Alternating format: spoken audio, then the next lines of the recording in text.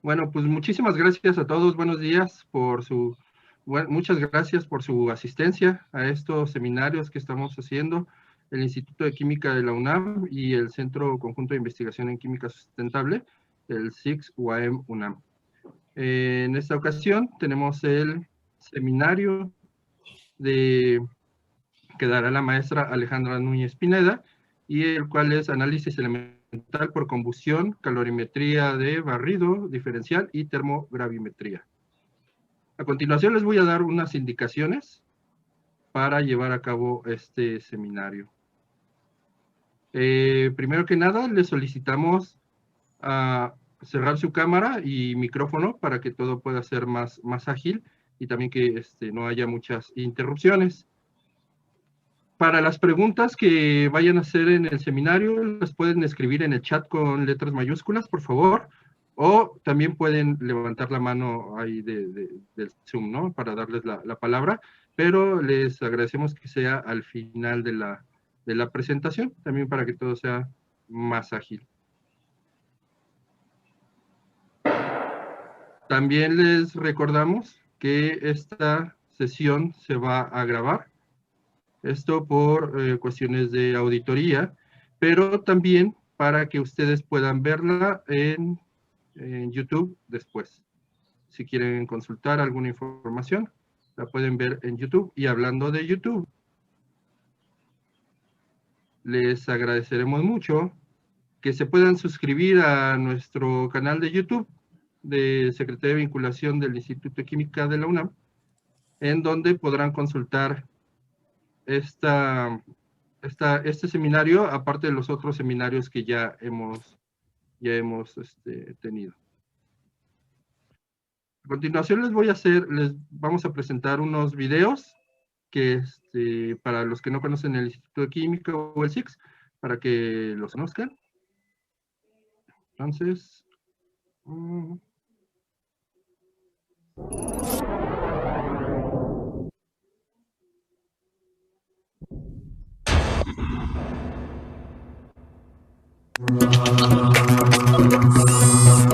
El Instituto de Química de la Universidad Nacional Autónoma de México fue inaugurado el 5 de abril de 1941 en las instalaciones de Tacuba de la Escuela Nacional de Ciencias Químicas y forma parte del subsistema de la investigación científica, con dos sedes, una en Ciudad Universitaria y otra en Toluca, Estado de México, en el Centro Conjunto de Investigación en Química Sustentable, en donde comparte su trabajo e investigación con la Universidad Autónoma del Estado de México. El Instituto de Química cuenta con 5 departamentos de investigación en productos naturales,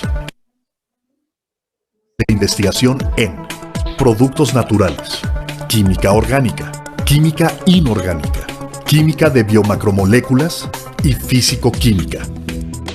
Un laboratorio universitario de resonancia magnética nuclear, el Laboratorio Nacional de Estructura de Macromoléculas, el Laboratorio Nacional de Ciencias para la Investigación y la Conservación del Patrimonio Cultural, diversos laboratorios de servicios analíticos certificados bajo la norma ISO 9001-2015. Es así como el Instituto de Química contribuye a la investigación científica y más allá de la ciencia básica, se inserta con propuestas y soluciones para las problemáticas nacionales y contribuye al motor del desarrollo económico del país, destacando su vinculación con el sistema de ciencia y tecnología, el Estado, las instituciones de educación superior y las actividades de producción de bienes y servicios, impulsando la innovación a través de la gestión y transferencia del conocimiento que se genera día a día al interior del Instituto de Química de la Universidad Nacional Autónoma de México.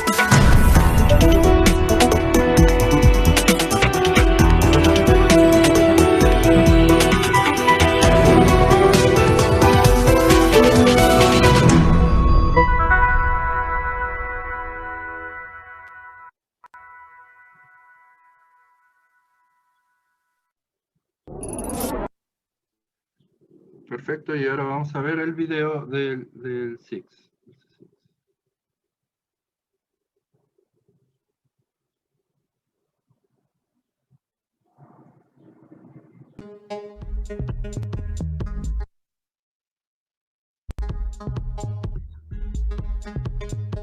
El Centro Conjunto de Investigación en Química Sustentable, CSIC-UAM-UNAM, fue inaugurado el 9 de septiembre de 2008 en la ciudad de Toluca, Estado de México. El CSIC-UAM-UNAM es una entidad única en su tipo en México, en donde conviven la Universidad Autónoma del Estado de México y la Universidad Nacional Autónoma de México, estableciendo un nuevo modelo interinstitucional entre las dos universidades, donde ambas colaboran y comparten un mismo espacio. El CSIC-UAM-UNAM, sede foránea del Instituto de Química de la UNAM en el Estado de México, fue creado con la vocación de desarrollar de manera conjunta e interactiva investigación de alto nivel en química sustentable, contribuyendo al fortalecimiento del desarrollo científico y tecnológico del país, así como en la formación de recursos humanos altamente capacitados. El CSIC cuenta con equipos especializados para brindar servicios analíticos como son análisis elemental, microscopía de fuerza atómica, microscopía confocal de barrido láser, cromatografía de permeación en gel, espectroscopía de infrarrojo, espectrometría de masas para alta y baja resolución, difracción de rayos X de monocristal, difracción de rayos X de polvos, resonancia magnética nuclear, análisis termogravimétrico y calorimetría de barrido diferencial.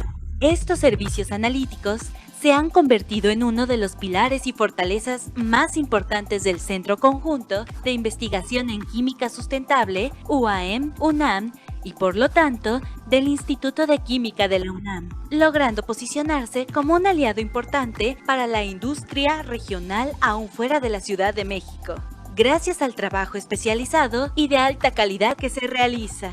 Con ello, el CSIC-UAM-UNAM busca tener un impacto directo con el sector productivo, participando en el fomento industrial de la región, actuando de manera articulada, coordinada y conjunta con los diversos actores de la entidad, como el corredor industrial Lerma-Toluca, uno de los polos más importantes de desarrollo industrial en México, y así contribuir con el desarrollo económico de la región y del país, forjándose como un modelo exitoso de colaboración interinstitucional.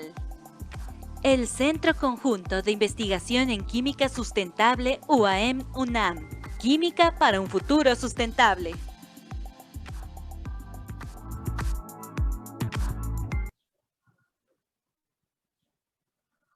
¿Listo? Entonces, en este afán de colaborar con la industria y acercarnos más también con el sector productivo, el Centro Conjunto de Investigación en Química Sustentable, estamos realizando esta serie de seminarios y cursos. Entonces, aquí les estoy poniendo el calendario de nuestros siguientes seminarios. Estos los pueden consultar también en la página del Instituto de Química. Son de las 5 técnicas analíticas que vamos a estar revisando en este primer semestre. Entonces, si se pueden dar cuenta, tenemos los seminarios. Ya tuvimos el de espectrometría de masas, hoy es el de DSC, TGA y análisis elemental. El 13 de abril tenemos microscopía de fuerza atómica y confocal. El 25 de mayo, fundamentos de la resonancia magnética y nuclear. Y después, introducción a la técnica de difracción de rayos X. Después de los seminarios se desprenden cursos donde se ve ya más a profundidad algunos temas. Ahorita en los seminarios nada más es una introducción, en 1 hora y media es lo que se alcanza a ver para que conozcan la técnica, y ya en los cursos se puede ver más a profundidad, ¿no? Entonces, nuestro próximo seminario que vamos a tener es el 13 de abril, que es el seminario de microscopía de fuerza atómica y confocal, que lo dará la maestra Melina Tapia. Y el día de hoy iniciamos con el primer curso, que es Introducción a la Espectrometría de Masas y sus alcances para resolver un rompecabezas químico, con una duración de 12 horas. Empieza hoy a las 4 de la tarde, todavía si se pueden inscribir, todavía nos pueden mandar un correo y procedemos a la inscripción. Y obviamente después de este seminario se desprende el curso, que va a ser el curso de calorimetría de barrido diferencial y termogravimetría, que también lo llevará la maestra Alejandra Núñez y será del 11 al 14 de mayo. Entonces, cualquier información nos pueden mandar un correo. Ahora, el Instituto de Química también tiene otros cursos, que por ejemplo, el día de hoy también inicia el de análisis cuantitativo por cromatografía de gases. A partir del 26 y del 28 de abril tenemos el curso y teórico y taller de diagnóstico genético de nueva generación mediante CRISPR-Cas. Entonces, no solamente es el curso, sino también incluye el taller, aunque lo pueden tomar de diferente forma, ¿no? Por forma separada. Y bueno, en los meses de abril también viene el curso de validación de métodos analíticos, que empieza el 7 de abril, el uso de modelos y análisis multivariados para la investigación, principios y aplicaciones de PRINCE 9, que empieza el 3 de mayo, y cromatografía de gases, fundamentos y aplicaciones, que también inicia el 17 de mayo. Ahora, como se pudieron dar cuenta, estos cursos fueron más técnicos, ¿no?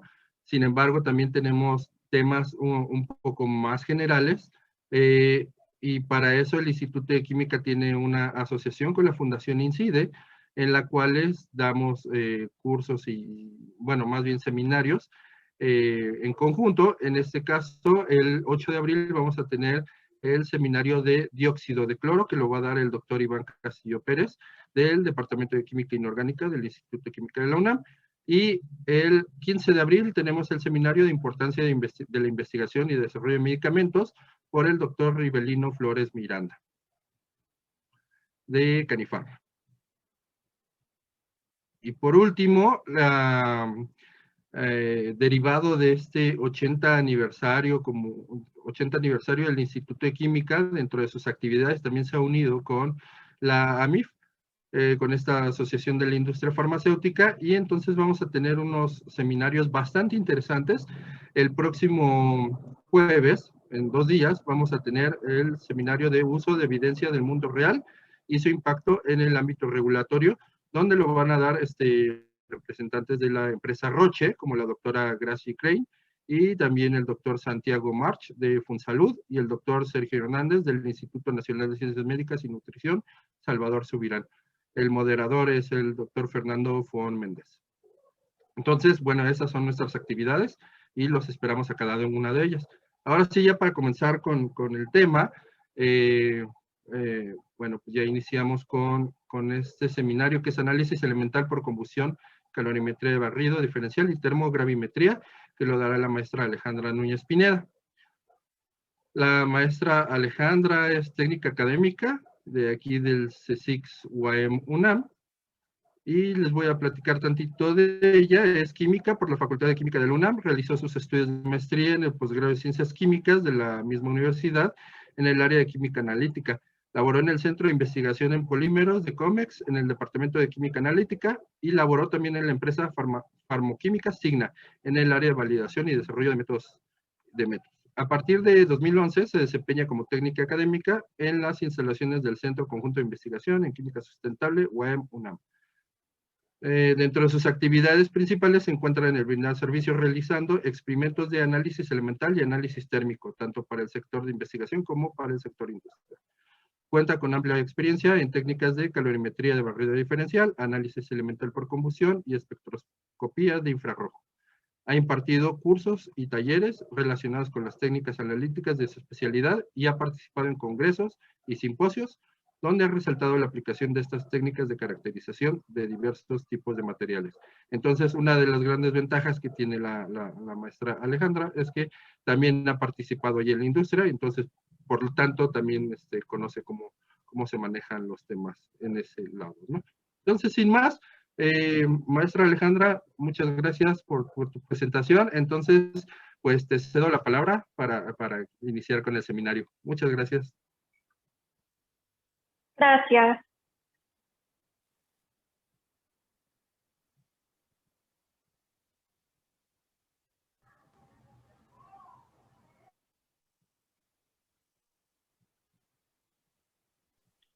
Raúl, gracias por la presentación. Buenos días a todos. Sean bienvenidos y bienvenidas a este seminario, donde quiero platicarles de manera introductoria 3 técnicas analíticas. 2 de ellas pertenecen al área de análisis térmico, que son la calorimetría de barrido diferencial, que por sus siglas en inglés nos estaremos refiriendo a ella como DSC, y la termogravimetría, que por sus siglas en inglés nos estaremos refiriendo a ella como TGA. Aparte les mostraré también una herramienta que es netamente cuantitativa y que se refiere al análisis elemental por combustión.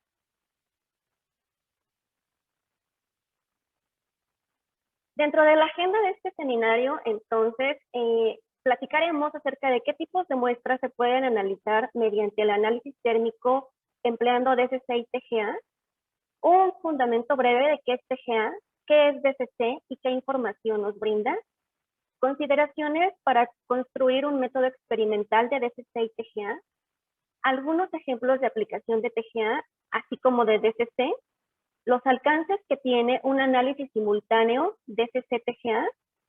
También veremos de manera introductoria fundamentos del análisis elemental por combustión, qué información nos brinda, y finalizaremos con una sesión de preguntas y respuestas. Muy bien.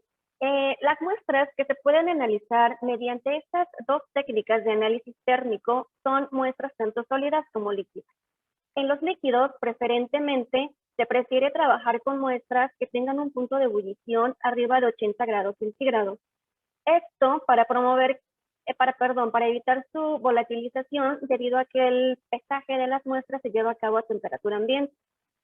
Sin embargo, se pueden analizar un gran sinnúmero de muestras. Pueden ser de carácter orgánico, inorgánico, organometálico, pueden ser polímeros, aditivos de fármacos, de medicamentos, principios activos, excipientes, suelo, biomasa, cerámicos y una gran diversidad.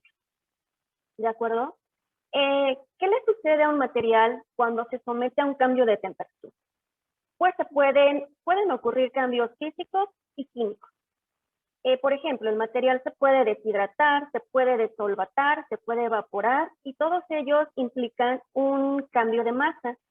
En la descomposición generalmente también se pierde masa. Todos estos cambios van a ser estudiados entonces por la termogravimetría. Por otro lado, en la calorimetría de barrido diferencial no necesariamente implica un cambio de peso o una pérdida de masa. Y en algunos casos sí. Entonces, con esta técnica se van a poder observar procesos como la fusión, la cristalización, cambios de estado sólido y reacciones, oxidación, polimerización, combustión, etc. De tal manera que, por definición, conocemos que la termogravimetría es la técnica que mide el cambio de masa de la muestra cuando se somete a una alteración de temperatura, bajo condiciones controladas de calentamiento, atmósfera y flujo de gas. La composición de un equipo de TGA es muy sencilla. Básicamente consiste de tres zonas. Una que es el horno, donde se coloca la muestra y donde se va a imprimir el programa de calentamiento. Un portamuestras o un portamuestras donde contiene también alambres que son termopares, que son los que van a controlar el calentamiento del material, y un sistema de pesado. Entonces, la muestra se coloca dentro de unos crisoles o charolas que pueden ser de diversos materiales.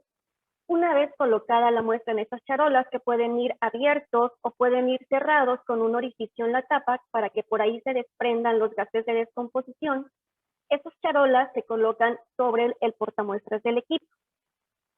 Entonces, ese portamuestras va a estar unido directamente al sistema de pesado, que en el caso de esta figura, el sistema de pesado está aquí abajo, el portamuestras es esta varilla que se puede ver aquí en la figura, el horno es este saco que rodea a la muestra.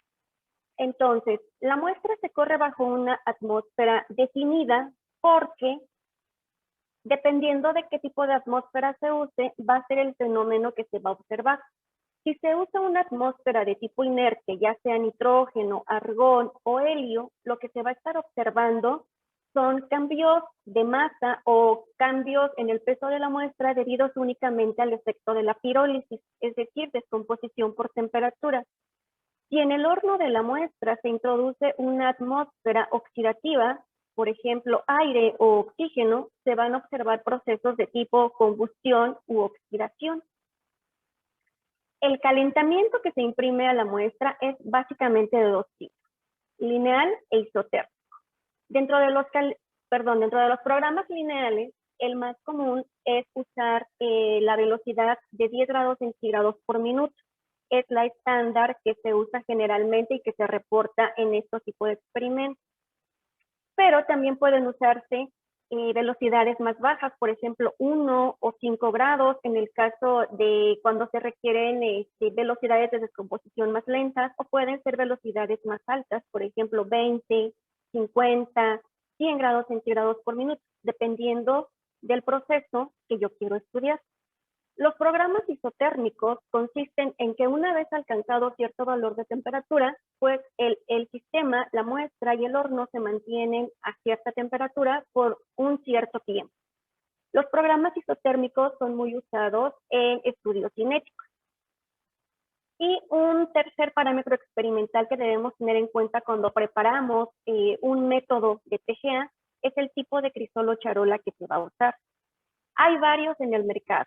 Dentro de los más comunes, les muestro tres aquí, que son los de alúmina, platino y aluminio. La única limitante de estos materiales va a ser la temperatura de fusión de ellos. Por ejemplo, la alúmina funde alrededor de 2000 grados, el platino alrededor de 1700, el aluminio, por otro lado, funde alrededor de 660 grados centígrados. Entonces, cuando yo coloque mi material y lo someta a calentamiento, quiere decir que si estoy usando un crisol de aluminio, pues yo debo calentar la muestra a no más de 600 grados centígrados con este crisol de aluminio para evitar que el aluminio se funda. Por otro lado, si yo estoy usando un crisol de platino o de alúmina, sin problema puedo llevar a cabo un experimento de TGA hasta 1500 o 1500 grados centígrados. Si uso uno de alúmina, puede ser hasta 1700 grados centígrados. Esa es aquí la característica. Cabe mencionar también que un experimento de TGA siempre se lleva en el sentido del calentamiento para evaluar el comportamiento térmico del material. Entonces, una vez que se realiza un experimento de TGA, vamos a obtener curvas de este tipo, como la que ven aquí, donde en el eje de las abscisas lo que se observa o lo que se grafica es la temperatura o bien el avance del tiempo, mientras que en el eje de las ordenadas se va a estar graficando el cambio de peso. O por efecto del calentamiento, un material tiende a perder peso, entonces lo que se van a estar observando son caídas de ese peso. Cuando se tiene durante el calentamiento formación de intermediarios estables, se ven mesetas de este tipo, es decir, donde el peso no está cambiando, aunque se incremente la temperatura o avance el tiempo. De tal manera que estos cambios de peso van a poder caracterizarse por una temperatura de inicio o de onset, por una temperatura final, que está en inglés en, y por una temperatura media. Asimismo, también se puede realizar la integración mediante el software de estas etapas de descomposición que nos van a brindar el cambio de peso que se va desprendiendo de la muestra por efecto del calentamiento. Aquí les muestro una curva real de cómo se obtiene un experimento de TGA. En este caso, ¿qué es importante reportar en estos experimentos? Uno es el equipo en el cual se adquiere. Dos es el tipo de crisol que se usa. La atmósfera en la que se corre el experimento, ya que decíamos que ahí va a depender si yo estudio pirólisis o si estudio algún proceso de oxidación o combustión. La rampa de calentamiento que se usa y la cantidad de muestra que se emplea, ya que si yo estoy interesada en poder reproducir un experimento, tengo que tener en cuenta todos estos parámetros. Si no es posible realizar el experimento en el mismo equipo, al menos los otros 4 parámetros, pues voy a tratar de conservarlos para que yo pueda ser capaz de reproducir un experimento de TGA, y esto también aplicaría para DSC. Entonces, En la curva decíamos que en el eje de las abscisas se grafica la temperatura y en el eje de las ordenadas el cambio de peso. En este caso el cambio de peso se graficó en porcentaje, donde el 100% corresponde al peso inicial del material. Conforme se va incrementando el calentamiento, se observan caídas de este peso, las cuales son integradas por el software. Este material corresponde a oxalato de calcio dihidratado. Otro dato más que podemos obtener de una curva TGA, que es la curva negra, es la curva de la primera derivada. Esta curva nos va a mostrar una serie de picos con unos máximos de temperatura que lo que nos van a estar indicando es la temperatura a la cual ocurre la máxima velocidad de descomposición del material. Entonces, a través de esta primera derivada es que nosotros podemos obtener datos cinéticos. Aparte, cuando se multiplica el peso molecular de la molécula inicial por el valor de TGA, en este caso si multiplicamos 164 por 0.2194, vamos a observar una pérdida de peso de 36. Esto se refiere a la masa que se está emanando por efecto de esta primera descomposición. ¿Perdón? Entonces, si el material que se está estudiando es un dihidrato, lo que se va a eliminar en esta primera etapa de descomposición con estas 36 unidades de masa que se están eliminando es 2 moléculas de agua. Posteriormente, el material anhidro es estable en el intervalo de temperatura de 200 hasta 350 grados. Pasando los 350 grados, nuevamente hay una pérdida de material y que si nosotros hacemos la multiplicación de 164 por 0.1691 nos va a dar una pérdida de 28 unidades. Estas unidades van a deberse a la pérdida o emanación de monóxido de carbono, dejando como intermediario estable a este valor de temperatura entre 500 y 600 grados centígrados a carbonato de calcio.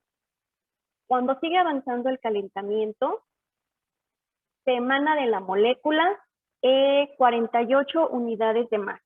Y esas unidades de masa se refieren a una pérdida de dióxido de carbono. Entonces, como masa residual, yo tengo en este experimento óxido de calcio.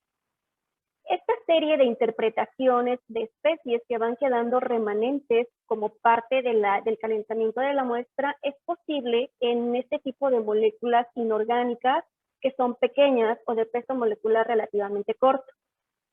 Sí cabe mencionar que cuando tenemos moléculas un poco más complejas, moléculas orgánicas, pues este proceso de identificar qué especie se va emanando va siendo un poco más difícil y es ahí donde se recurre a técnicas acopladas, acopladas como infrarrojo o cromatografía de gases masa.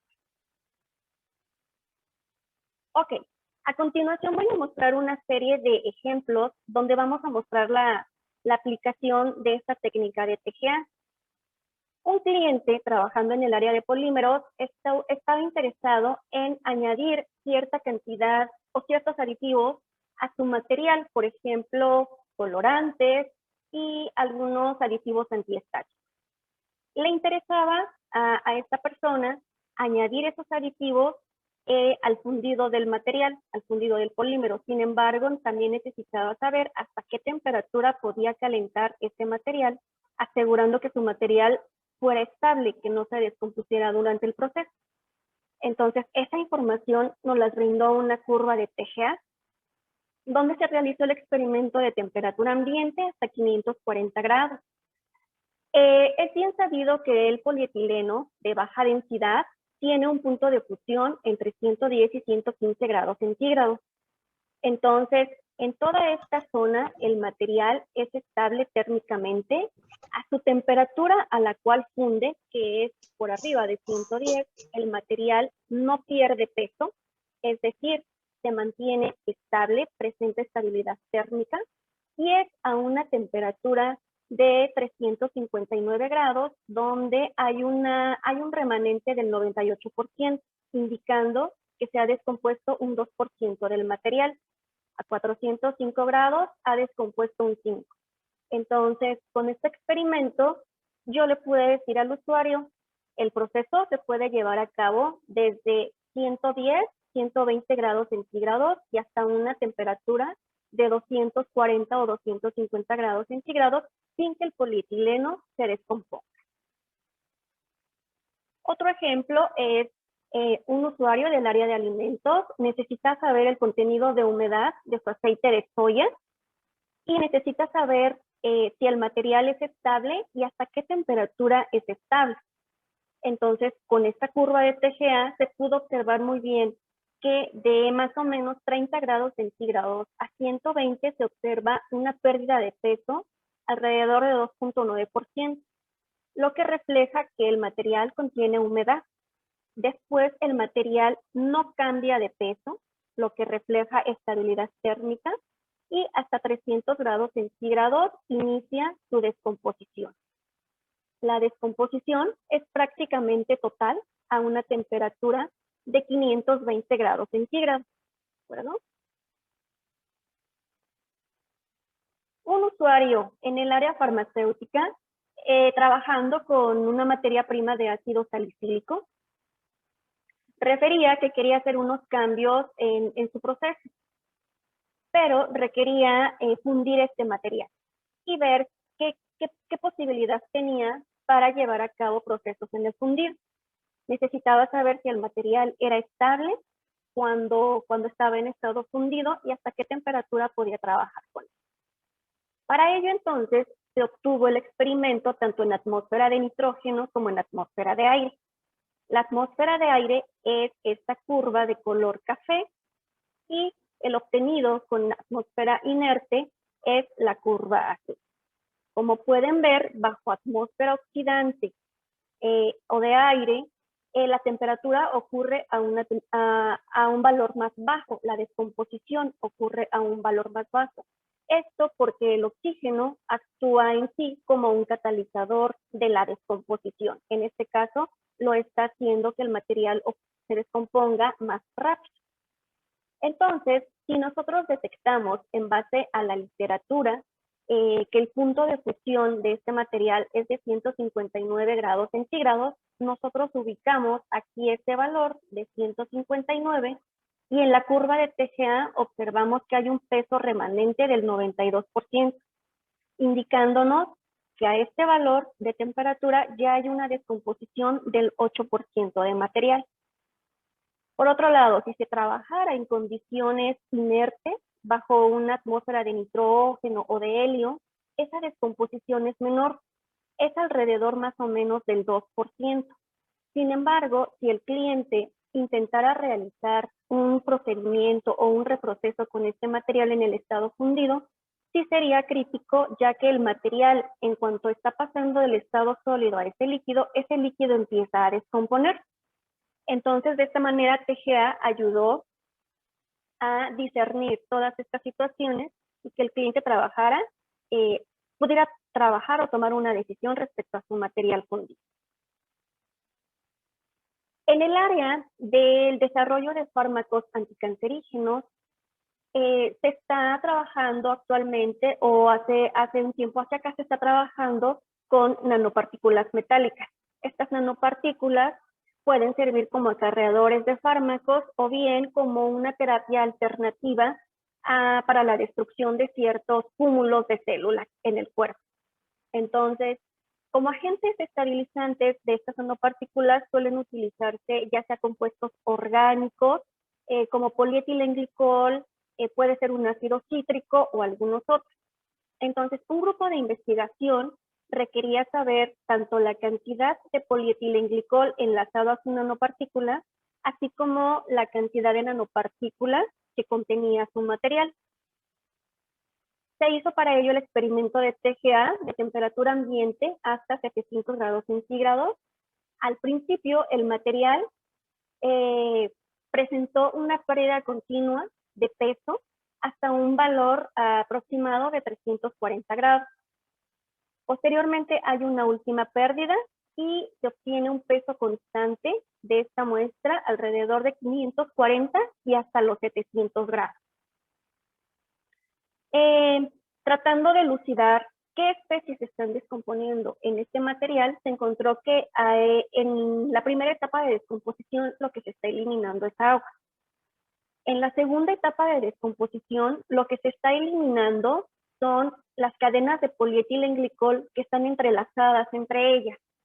Y en la tercera etapa de descomposición se están eliminando las cadenas de polietilenglicol que tienen interacciones fuertes con la nanopartícula. De tal manera que si nosotros sumamos los 3.65 más 1.41 nos da una pérdida alrededor de 5% que contiene este material de polietilenglicol, un 3.9% de humedad, y el contenido de nanopartículas metálicas es la masa residual que queda a esta temperatura, es decir, las nanopartículas de este material constituyen el 91%, ¿de acuerdo? Entonces, como pueden ver, la diversidad de muestras que se pueden estudiar con estas técnicas es bastante grande. De aquí que podemos mostrar aquí un breve resumen de las aplicaciones de TGA, la cual nos permite conocer el perfil de estabilidad térmica de materiales, conocer la cinética de descomposición, conocer su temperatura de descomposición. Además, si un sistema está formado por diversos componentes, pues conocer el perfil de estos sistemas, cuantificar el contenido de agua y de solventes. Aparte, si tenemos otras técnicas acopladas, podemos identificar los componentes que se están emanando como parte de la descomposición de los materiales. Por otro lado, dentro del tema de la calorimetría de barrido diferencial, en esta técnica se estudia el flujo de calor del equipo hacia la muestra o de una muestra hacia el equipo, siempre teniendo en cuenta una referencia. La referencia en estos casos generalmente es un crisol vacío. El equipo también es sencillo en su constitución, dado que consta básicamente de un horno que va a estar encerrando a la muestra. Va a estar constituido también por un portamuestras, el cual va a tener filamentos termopares que va a controlar el flujo de calor, y también va a tener una balanza incluida.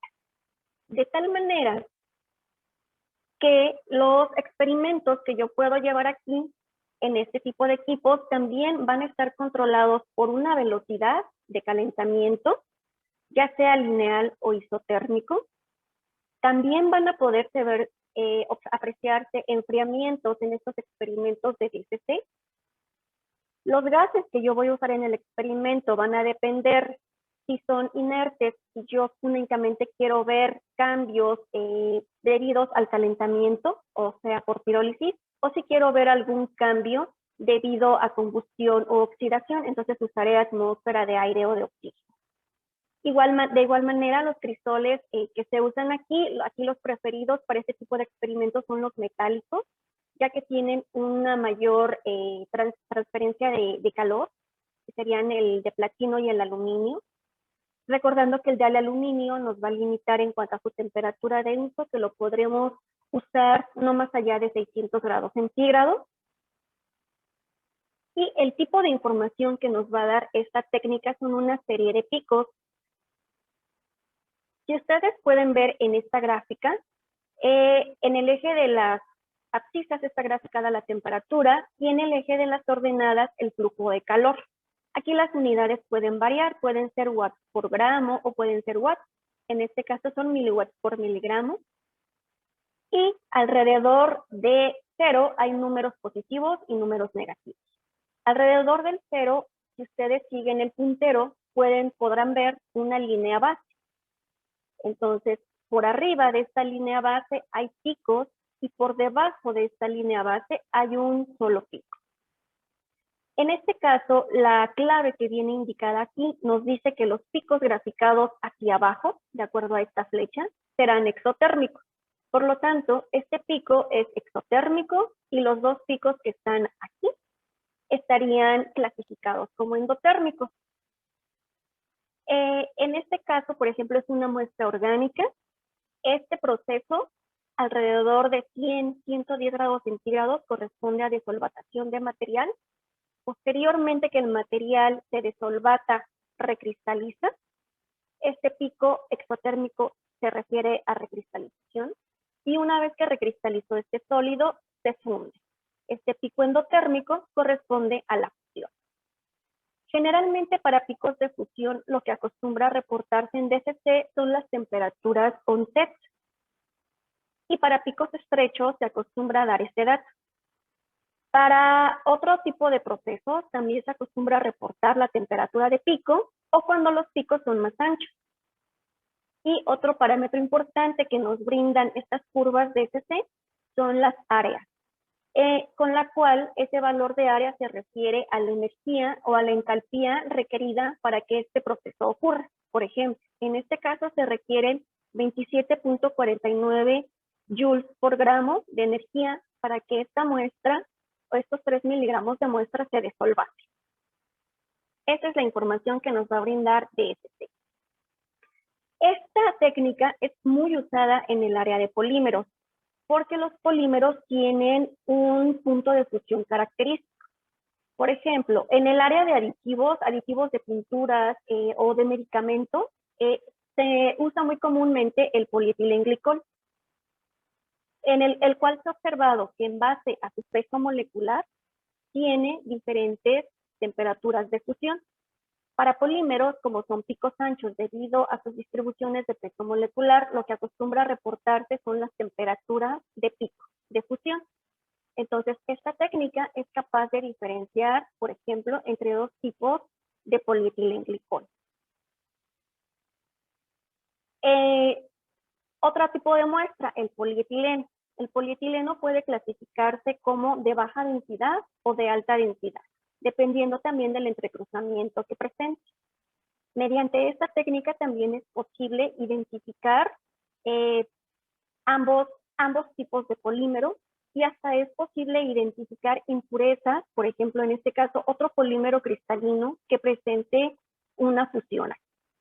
En este caso, esta técnica no nos va a decir qué tipo de polímero es esta impureza a menos que esté acoplado con otra técnica. En este caso únicamente podríamos decir que tiene otra impureza que presenta carácter cristalino.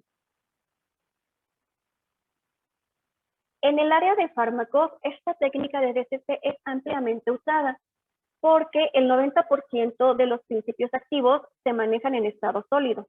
Y aparte, 1 de cada 3 de estos principios activos presenta polimorfismo.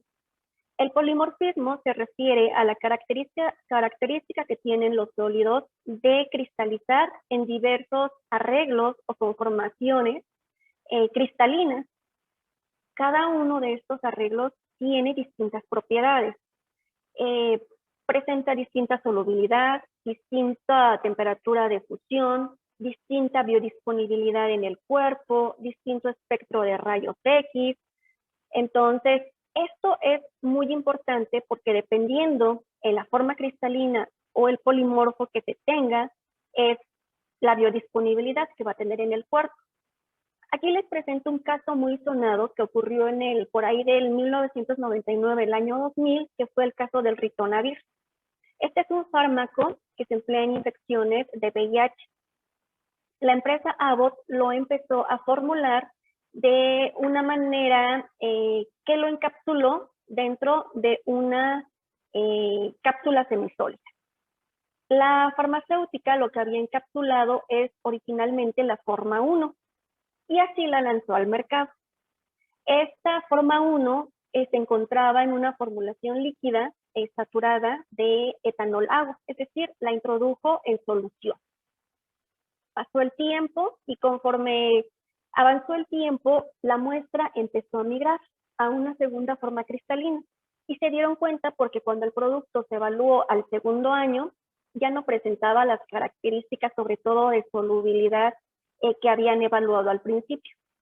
Haciendo la investigación pertinente por diversas técnicas analíticas, encontraron que la forma 1 y la forma 2 tenían apariencias muy diferentes. La forma 1 son unos rodillos, la forma 2 son unas agujas finas.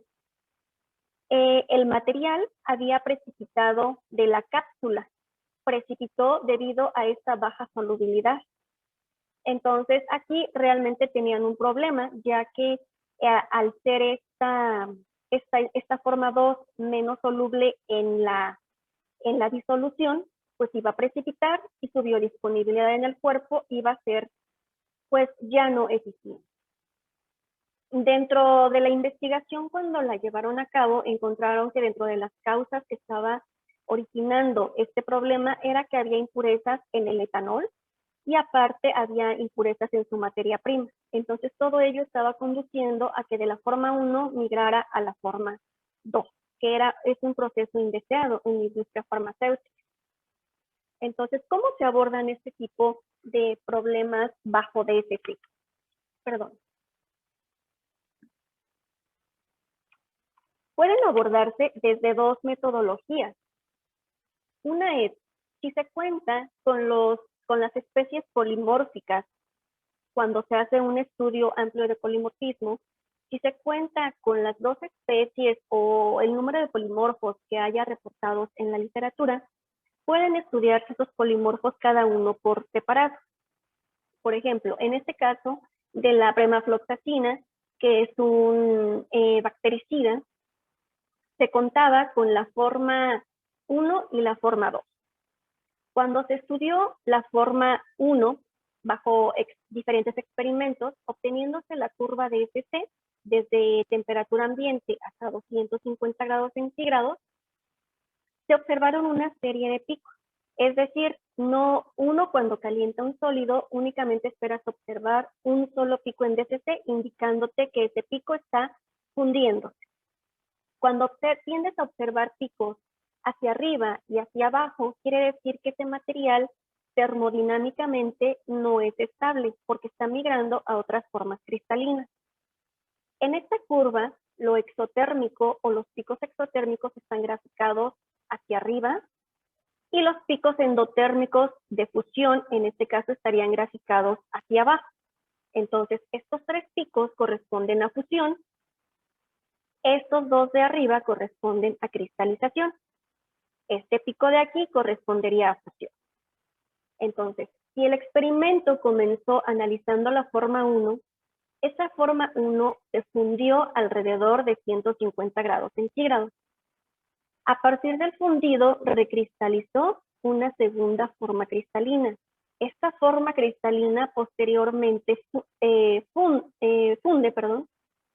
del fundido, recristaliza otra forma cristalina y esta última forma cristalina funde a una temperatura de 200 grados centígrados. Posterior a este pico ya no hay ninguna otra señal. Entonces, este estudio se conoce como un estudio de estabilidad forzada, ya que estamos sometiendo el material a una estabilidad por calentamiento y tratando de ver si durante ese calentamiento tienden a formarse sólidos cristalinos termodinámicamente más estables. Entonces, posteriormente se realizó el análisis de CC de la forma 2 y cuando se obtiene la curva no hay ningún otro pico exotérmico más que solo un endotérmico que corresponde a la fusión de la forma 2. Entonces, con este tipo de experimentos se puede definir cuál es la forma cristalina termodinámicamente más estable. En este caso, pues se concluyó que la forma 2 es la forma cristalina más estable. Es decir, por más que pase el tiempo, el material no va a predominar en la forma 1. Va a ir migrando de tal manera que hasta llegar a convertirse en la forma 2, que es el producto más estable, termodinámicamente hablando. Otra manera de estudiar a los polimorfos es bajo etapas de calentamiento, enfriamiento y nuevamente calentamiento del material, para ver qué tan estable es un material una vez que se calienta y después se enfría, porque estos procesos son muy usados en industria farmacéutica. Entonces, a este material de paracetamol se le imprimieron dos calentamientos. El primer calentamiento corresponde a la curva verde y la señal obtenida es un pico de fusión del paracetamol de la forma 1, que se conoce y que tiene una temperatura de fusión de 169 grados. El material se enfría Aquí no se muestra la etapa de enfriamiento, sin embargo, se reporta que en la etapa de enfriamiento no se observó ningún pico, es decir, no cristalizó ninguna otra forma polimórfica. Se realiza el segundo calentamiento y en el segundo se observa un pico exotérmico de cristalización. En este caso, lo exotérmico está graficado aquí abajo. Se observa un pico de cristalización. Posteriormente, a una temperatura más baja que de la forma 1, se obtiene la fusión de este sólido que cristalizó durante esta segunda etapa de calentamiento. Entonces, con este experimento puede observarse que la forma más estable termodinámicamente y cinéticamente a través del tiempo va a ser la forma 2 del material. Esta es la fortaleza de esta técnica en el estudio de principios activos de medicamentos. En el área de polímeros hay otro parámetro bastante usado, que es la temperatura de transición vítrea. Esta temperatura, por sus siglas, nosotros comúnmente la conocemos como T mayúscula G. Entonces, esta TG significa que hay un cambio en la movilidad molecular de la fase amorfa de un material. Un polímero amorfo, nosotros lo podemos imaginar como cuando todas las cadenas hidrocarbonadas están enmarañadas. Cuando tenemos un polímero cristalino, las cadenas hidrocarbonadas se apilan unas sobre otras. Y cuando se tiene un polímero semicristalino, se tienen tanto zonas amorfas de este tipo como cristalinas. Un polímero amorfo va a presentar temperatura de transición vítrea. Un polímero cristalino únicamente va a presentar fusión.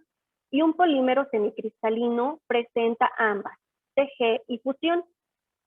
Este valor de TG es un dato muy importante en la industria de polímeros, ya que nos ayuda a saber qué aplicación va a tener un material.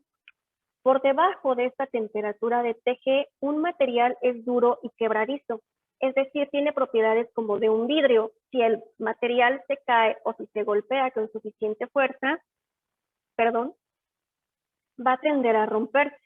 Mientras que si el material se encuentra por arriba de esta temperatura de transición vítrea, va a tener propiedades más nobles, donde el polímero va a poder ser flexible y yo voy a poder moldearlo.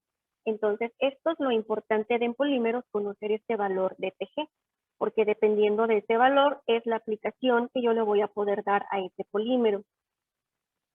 Esta transición vítrea no se ve como un pico en una curva de DCC, más bien se ve nada más como un cambio en la línea base. Esta línea base va a ir en el sentido de lo endotérmico, ¿de acuerdo? Podríamos decir, aquí vemos esta tendencia de esta curva como va así. Entonces, una TG se define por una temperatura de inicio, una temperatura de final, y la temperatura que nosotros generalmente encontramos reportada en los textos o en los reportes es la temperatura media, que se conoce como ese valor de TG. Aparte también se acostumbra a reportar el salto o la cantidad de energía de este salto, que se define como el coeficiente de capacidad específica, que es el CP.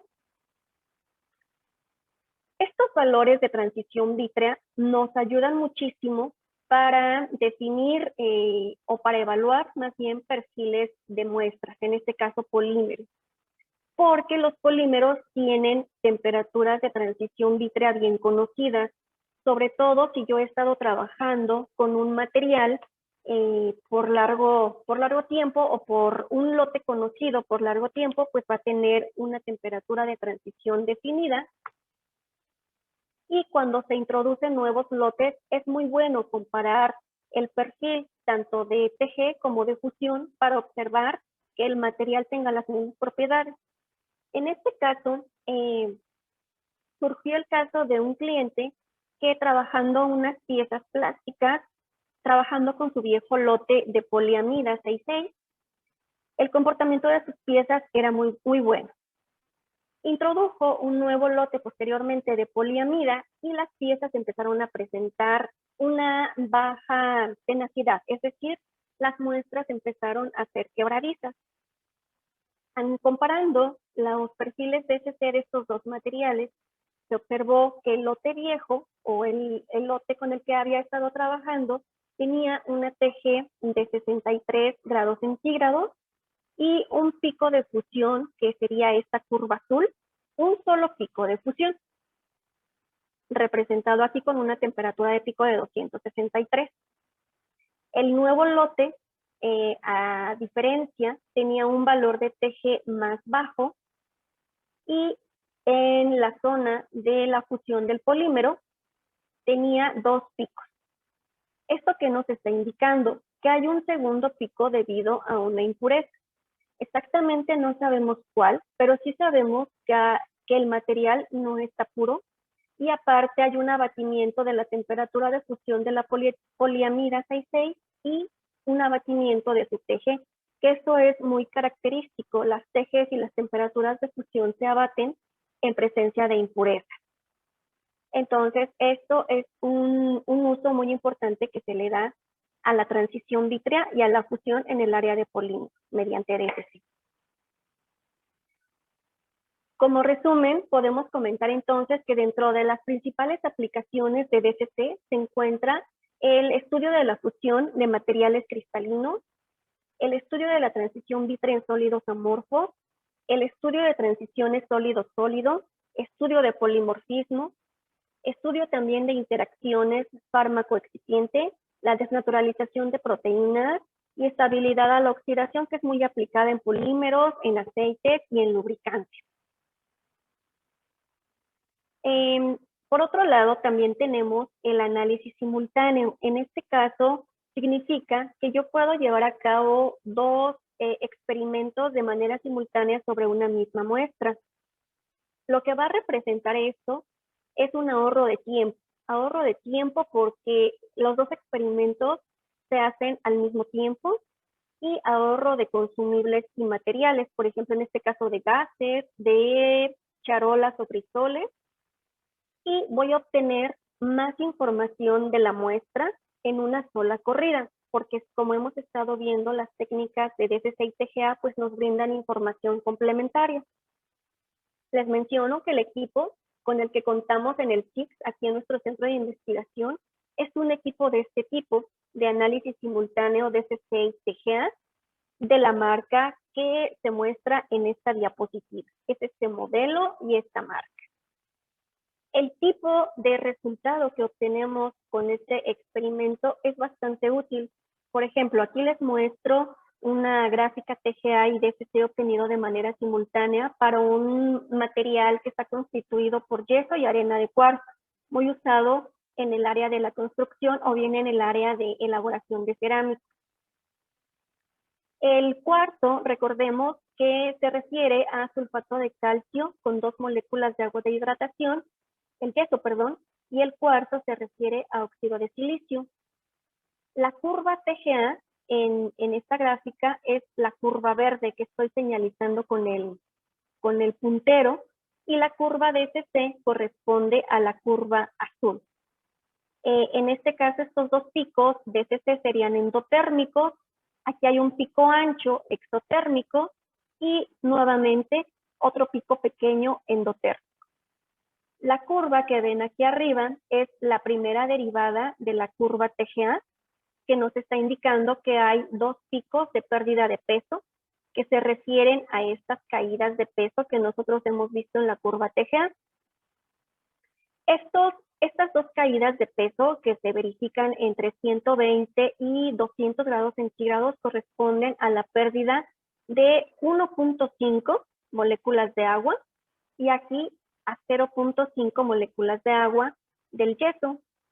Entonces, a 200 grados centígrados se tiene como especie el yeso anhidro. Posteriormente, en la curva TGA ya no hay un cambio de peso significativo. Sin embargo, en DSC sí se observa un pico o una señal exotérmica que se refiere a la recristalización del sulfato de calcio anhidro. Posteriormente, cuando avanza el calentamiento, hay un pico endotérmico, que se refiere a la transformación de fase sólida del óxido de silicio. Entonces, como pueden ver, ambas curvas nos dan información complementaria, ya que a veces los procesos que no implican cambio de peso también pueden observarse por DSC. ¿De acuerdo? Entonces, esta fue una breve introducción de lo que se puede hacer con estas dos técnicas de análisis térmico. Pasaremos a ver brevemente en lo que es el análisis elemental por combustión, que es una herramienta cuantitativa que nos proporciona el porcentaje total de 4 elementos principalmente: carbono, hidrógeno, nitrógeno y azufre, en una gran variedad de muestras. También pueden ser estas muestras sólidas o líquidas. Las líquidas preferentemente también deben tener un punto de ebullición mayor a 80 grados centígrados para evitar que se evaporen durante su pesaje. La cantidad de muestra que se puede usar es muy pequeña, puede ir desde 0.5 a 10 miligramos, es decir, se les llama como técnicas de microanálisis para este caso en particular. Hay otros equipos que pueden trabajar con una mayor cantidad de muestra también. Para pesar estas cantidades tan pequeñas de muestras, pues se tiene una microbalanza en el laboratorio. El equipo con el que contamos nosotros es de la marca Elementar. En la parte de arriba está ubicado el carrusel donde se depositan las muestras. Aquí hay una parte de tubería de acero inoxidable donde va alimentado helio, que es el gas acarreador de los experimentos, y oxígeno, que es el gas que lleva a cabo la combustión de las muestras. El equipo está conformado por un tubo de combustión y un tubo de reducción. En la parte de aquí tenemos una columna donde se absorben los gases de descomposición y un detector de conductividad térmica, que es el que va a cuantificar cada uno de esos elementos. También se cuenta con otro equipo que tiene la capacidad de determinar oxígeno. Tenemos también esa capacidad. Básicamente, en lo que consiste la técnica de análisis elemental por combustión es preparar las charolas dentro de unas cápsulas preparar las muestras dentro de unas cápsulas de estaño. Las cápsulas se empacan para que tengan la menor cantidad de oxígeno y de nitrógeno posible. Se introducen al equipo al tubo de combustión. En ese tubo de combustión, el oxígeno es el que va a llevar a cabo la combustión de la muestra para obtener dióxido de carbono, agua, óxidos de nitrógeno y óxidos de azufre. Posteriormente, esta mezcla de gases pasa a este tubo de reducción, en el cual los óxidos de nitrógeno se convierten a nitrógeno molecular y los óxidos de azufre a dióxido de azufre. Esta mezcla de gases junto con el dióxido de carbono y el agua pasan a la columna de absorción, donde a través de una desorción programada por temperatura, los gases se separan. Entonces, el equipo puede hacer la integración automática de esos 4 elementos: nitrógeno, carbón, hidrógeno y azufre. Cabe mencionar que todos estos se detectan o se cuantifican en una misma corrida. En el caso de que el interés sea cuantificar oxígeno, el experimento se hace en una corrida aparte, ¿no? La información que brinda un equipo de análisis elemental por combustión es una tabla donde nos ofrece de manera directa el contenido de estos 4 elementos. Lo ofrece en porcentaje y también nos ofrece la curva de cómo se observan esas 4 señales. Primero eluye el nitrógeno, después eluye el carbón, después el hidrógeno y al final el azufre. Dentro de las características del análisis, la cantidad de muestra a analizar decíamos que puede ir desde 0.5 a 10 miligramos. Los análisis son muy rápidos, alrededor de 10 minutos por cada muestra. El intervalo de concentración va de 0.1 al 100% del material. Cabe mencionar que este equipo no es para determinar trazas, sino más bien componentes principales. El límite de cuantificación es de 0.1% y el de detección de 0.01%. Las áreas en las que nosotros hemos aplicado este tipo de experimentos son en investigación, ya que para publicar estos nuevos compuestos, pues se requiere una caracterización. Entonces, como parte de esos requisitos, se requiere reportar el contenido de los 4 elementos, si es que los contiene el compuesto, o si no, de los que aplique, ¿no? Nitrógeno, carbono, hidrógeno. Y generalmente constituye una técnica alternativa a la espectrometría de masa. Aplica para compuestos orgánicos, organometálicos, para materiales como catalizadores, nanotubos de carbono, colorantes. Muy importante, se ha usado para compuestos funcionalizados con algún compuesto orgánico, por ejemplo, arcillas.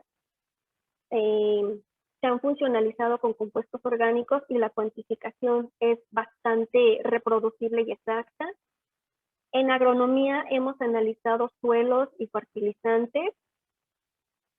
En farmacéutica hemos analizado sobre todo lo que son excipientes y algo muy importante, en principios activos de medicamentos se constituye más bien un apoyo para cuando el usuario necesita demostrar la pureza de su compuesto, ya que también constituye una técnica alternativa, por ejemplo, espectrometría de masas de alta resolución. En el área de polímeros también hemos hecho trabajo extensivo con esta técnica. Y bueno, por mi parte es lo que quería mostrarles, una breve introducción, y estoy abierta a alguna pregunta o precisión. Perfecto, pues muchísimas gracias, Alejandra. Estamos esperando sus preguntas. Mientras, me gustaría platicarles que obviamente esta fue una introducción. Vamos a tener un curso más adelante. Y Alejandra, ¿nos puedes platicar un poquito del curso, por favor? Sí, claro que sí. En el mes de mayo, perdón, del 11 al 15 de mayo, se está organizando un curso que va a considerar dos temas principales: termogravimetría y calorimetría de barrido diferencial. Vamos a abarcar lo que es fundamentos, preparación de muestras y algo muy importante que son ya aplicaciones un poquito más detalladas y qué más información podemos sacar de estas dos técnicas, ¿no? Tanto de TGA como de DSC. Vamos a ampliar un poco más sobre sus aplicaciones en el área farmacéutica, por ejemplo, sobre todo de DSC, abarcando un poco más lo que es el área de polimorfismo, el área de estabilidad de compuestos, quizás el área de pureza. Entonces van a ver que estas dos técnicas ahí tienen una gran diversidad de aplicaciones. También en investigación estaremos viendo más ejemplos ahí y posible combinación de estas dos técnicas, más aparte de otras técnicas como espectrometría de masas, infrarrojo y gases masa. Es lo que veremos en mayo. Perfecto, excelente. Sobre todo porque este es una técnica que realmente es un caballito de batalla, ¿no? Como se les menciona. A continuación le voy a ceder la palabra a mi compañero Diego, que nos va a ayudar con las preguntas. Diego. Muchas gracias, Raúl. Muchas gracias, Alejandra, por una excelente presentación. Tenemos algunas preguntas. Nos pregunta Francisco Javier. En el caso de análisis elemental, ¿puede ser empleado para hacer determinaciones de microorganismos? ¿Y qué limitantes pueden presentarse con este tipo de muestras? Ok. Sí podrían determinarse dependiendo. Alejandra, tu micrófono se cerró.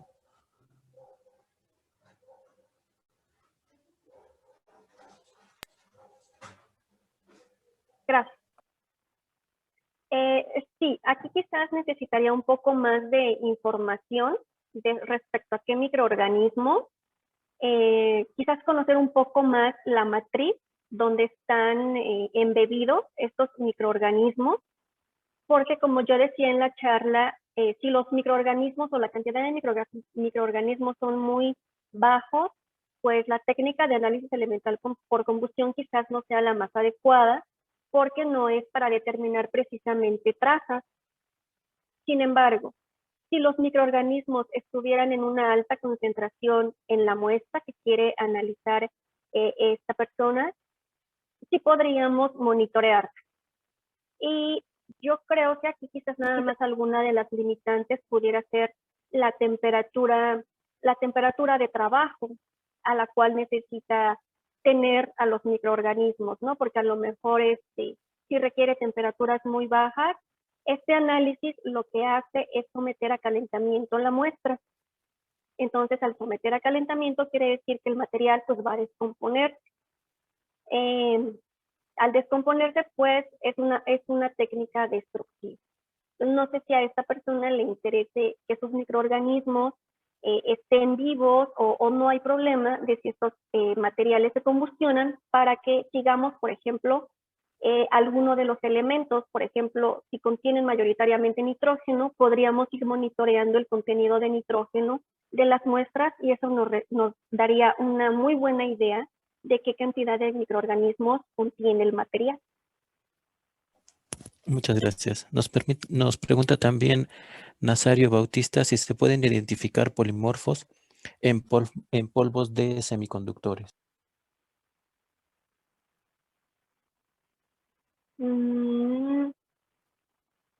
No he tenido la experiencia de trabajar con semiconductores, sin embargo, yo considero que sí, dado que cualquier material prácticamente puede analizarse mediante DSC en este caso. Entonces, si gustas escribirme un poco más acerca de qué tipo de materiales son, pero sí, yo creo que sí. La capacidad que tenemos en este equipo es que podemos trabajar desde temperatura ambiente a temperaturas por ahí de 1400 grados centígrados.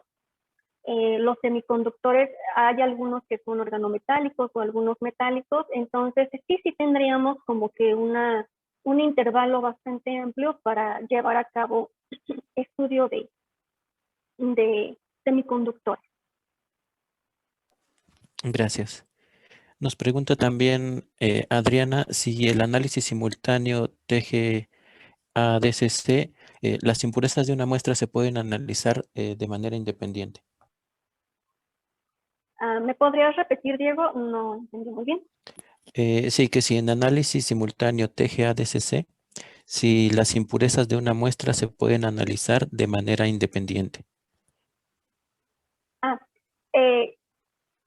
Sí podrían analizarse de manera independiente siempre y cuando estas impurezas fueran como conocidas o las tuviéramos aisladas.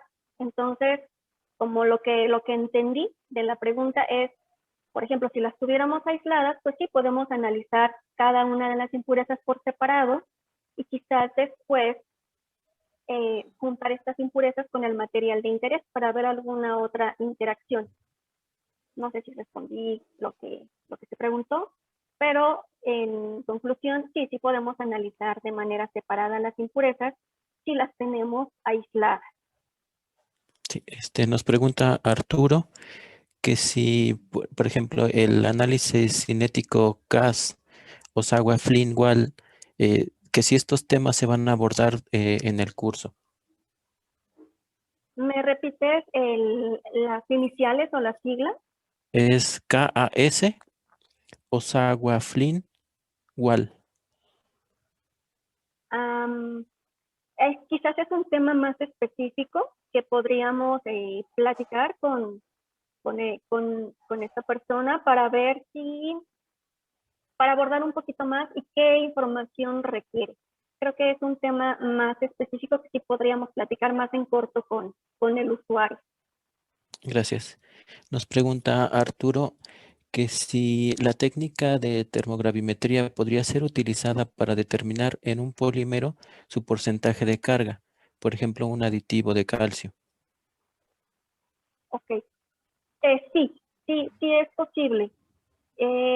Precisamente esas pérdidas de peso nos ayudan a ir identificando en base a la rampa de calentamiento y al intervalo de temperatura esos contenidos. Entonces, yo creo que sí es posible. Ahí quizá nada más tenemos que jugar un poco más con la velocidad de calentamiento para separar o para intentar definir muy bien esas pérdidas de peso. Gracias. Nos pregunta Pavel Martínez, ¿cuáles son los límites de detección de la técnica acoplada TGA-DCC? Y si es posible analizar materia orgánica atrapada en una muestra de arcilla y óxidos de hierro y manganeso.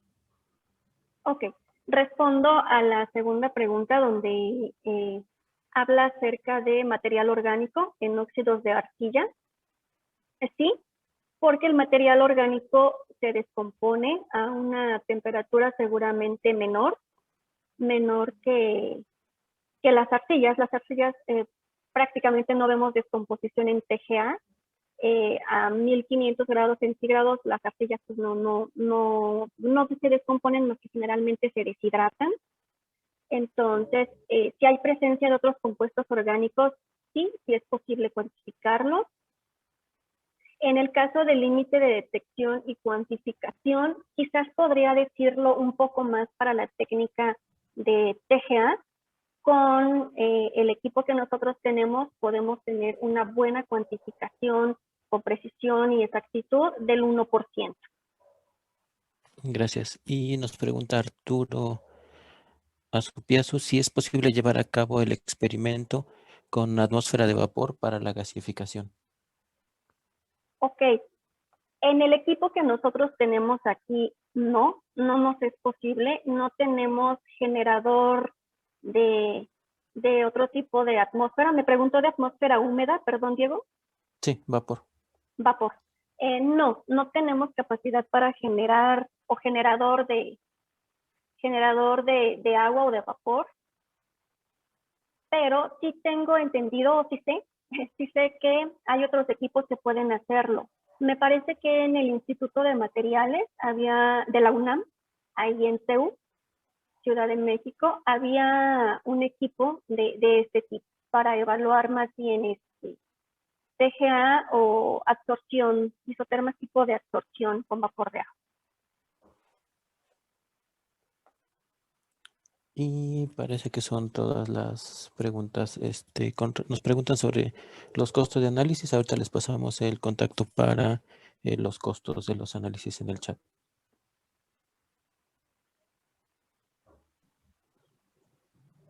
Ok, pues muchas gracias, Diego. Creo que acaba de llegar otra pregunta, ¿no? Otra pregunta, sí. Ajá. Nos acaba de llegar una pregunta. Nos pregunta Juvenal González, para la peletización de hierro, ¿es posible por termogravimetría calcular la cantidad de carboximetilcelulosa de sodio y también diferenciar entre carboximetilcelulosa y poliacrilamida? En cuanto a la cuantificación, es posible. Un componente orgánico es posible cuantificarlo en un metal o en alguna aleación. Si puedes distinguir entre un polímero y el otro, no tendría ahorita la respuesta porque seguramente necesitaríamos hacer primero la corrida o el experimento de cada uno de los polímeros para ver si su descomposición ocurre a temperaturas diferentes y ver de ahí pues si se pueden cuantificar de manera adecuada, ¿no? Cada uno de ellos. Eso sería más. Gracias. Perfecto. Pues sí, parece que serían todas las preguntas. Nos llega una, que si se pueden identificar polimorfismo en semiconductores de polvo, esa ya la teníamos contestada. Sí, nada más que creo que Nazario Bautista, que está haciendo la pregunta. En el momento que fue la respuesta, se desconectó. Entonces, si se puede repetir la respuesta, ¿nos ayudas? Pero no supe cuál era la pregunta. ¿Me la repiten? Si se pueden identificar polimorfismos en semiconductores en polvo. Decía que sí. Decía que sí se puede detectar. El equipo con el que contamos aquí en nuestro centro tiene capacidad para realizar, por ejemplo, en experimentos de temperatura ambiente a 1400 grados centígrados. Entonces, a veces los semiconductores pueden ser metálicos o organometálicos. Entonces, sí tenemos un amplio intervalo de trabajo para llevar a cabo este estudio. Y más, si están en polvo, todavía ayuda un poco más para intentar ver distintas formas cristalinas en esas sustancias, si es posible. Muchas gracias. Y nos llegó otra pregunta. Entonces, Diego, ¿nos ayudas? Claro. Nos dice Pedro García, para polimorfos y DSC, es bien sabido que la técnica más ampliamente usada para su identificación es la difracción de rayos X. Sin embargo, la técnica DSC permite identificar el punto de fusión de cada polimorfo. En ocasiones, el punto de fusión puede variar alrededor de 2 grados. La pregunta es, ¿la técnica DSC es confiable en la identificación de estas formas cristalinas y qué incertidumbre maneja el equipo? Ok. Yo creo que en la cuestión de si es exacto o no, nos ayuda mucho cuando un equipo está calibrado. Entonces, cuando uno calibra el calorímetro, precisamente es para que te dé temperaturas lo más exactas posibles. Para ello se usan una serie de estándares, pueden ser metálicos o sales de referencia. Entonces, sí, el equipo tiene esa capacidad de diferir entre 1, 2, 3 grados centígrados. La incertidumbre, en este momento no tengo el dato exacto, pero si me escribe, con gusto se la proporciono. Es alrededor, no, prefiero no darle el dato exacto, pero sí le puedo dar con gusto el dato de incertidumbre en cuanto a temperatura y en cuanto a sensibilidad. En este caso sería en cuanto a área de... Por favor. Gracias. Y nos pregunta Eduardo Domínguez, ¿cómo es que el análisis elemental por combustión determina a los elementos mencionados? ¿Cómo es que el análisis elemental por combustión determina? Sí, ¿cómo determina a los elementos? Ok. Creo que esto más bien tiene que ver con todo el proceso, cómo se lleva a cabo el proceso de combustión del material. Cuando la muestra de carácter orgánico, organometálico se introduce al equipo, el equipo, el tubo de combustión contiene un catalizador. Y ese catalizador, más la presencia del oxígeno, va a favorecer la combustión de cualquier material que contenga carbón, hidrógeno, nitrógeno, y los productos que nos va a dar son CO2, agua, óxidos de nitrógeno y óxidos de azufre si tiene. Entonces, esa mezcla de gases posteriormente pasan a un tubo de reducción, donde en el tubo de reducción lo que se hace es eliminar el exceso de oxígeno y aparte reducir ciertas especies, por ejemplo, reducir los óxidos de nitrógeno a nitrógeno molecular y los óxidos de azufre a dióxido de azufre. Una vez que estas sustancias o esta mezcla de gases se obtienen las de interés, vamos a decir que son dióxido de carbono, agua, nitrógeno molecular y dióxido de azufre, pasan a una columna. En esa columna, posteriormente, se desorben como por un efecto de tipo cromatógrafo de gases. Después, esos gases pasan a un detector de conductividad térmica. En el detector es realmente la parte que cuantifica o determina el área de estas señales. Entonces, en base al área y a una curva de calibración que tiene el equipo, es como va a relacionar esas áreas con el contenido de los elementos, teniendo en cuenta, claro, el peso inicial de la muestra. Y de manera automática el software nos brinda el porcentaje de los elementos que mencioné: nitrógeno, carbón, hidrógeno y azufre. Muchas gracias, Alejandra. Y parece que son todas las preguntas. Raúl. Excelente, pues muchísimas gracias, Alejandra. Fue una presentación bastante clara, bastante buena. Me gustó. Me gustaría preguntarte nada más, como para cerrar, porque también me lo preguntaron unos compañeros. Estos tipos de análisis, ¿qué tiempo se tardan? O sea, en lo que te llega una muestra y en lo que se les regresan los resultados a los que lo solicitan, más o menos, ¿como cuánto se tarda?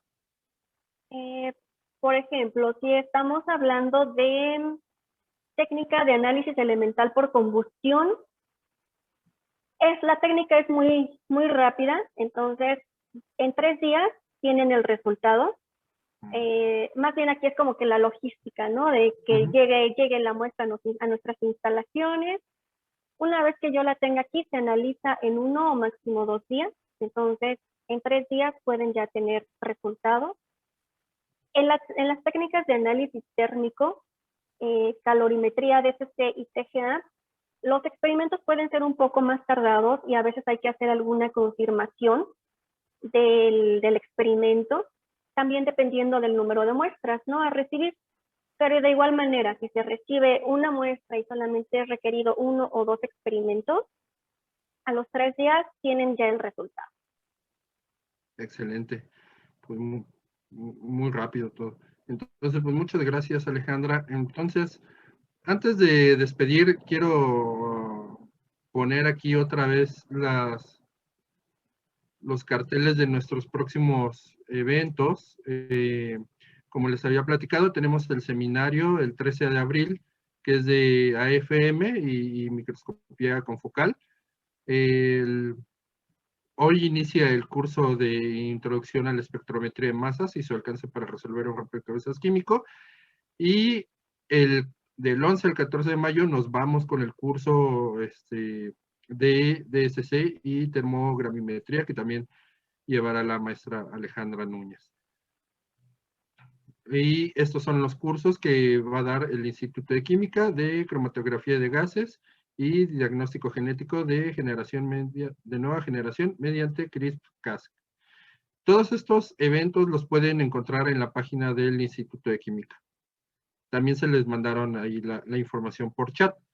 Y tenemos los seminarios con INCIDE, que, como les decía, el 8 de abril es el tema de dióxido de cloro, y el 15 de abril es importancia de la investigación y desarrollo de medicamentos. Y pasado mañana vamos a tener este seminario, que es uso de evidencia del mundo real y su impacto en el ámbito regulatorio, en conjunto con la AMIF, donde tendremos ponentes invitados como Gracie Crane, la doctora Gracie Crane de la empresa Roche, el doctor Santiago March de Fonsalud y el doctor Sergio Hernández del Instituto Nacional de Ciencias Médicas y Nutrición, Salvador Subirán. Entonces, pues muchas gracias por su presencia. Alejandra, ¿algunas palabras que nos quieras dar de despedida? Gracias, Raúl, gracias por su asistencia a todos. Espero que les haya resultado de interés esta charla y que, bueno, también les hayan surgido más preguntas y más inquietudes por si los vuelvo a ver en el curso que se dará próximamente. Gracias, buen día a todos. Perfecto, pues muchas gracias, Alejandra, muchas gracias al equipo de vinculación, muchas gracias, Alma, Diego, Marcela, gracias por su apoyo y los esperamos en el curso. Muchas gracias a todos y que tengan una muy buena tarde.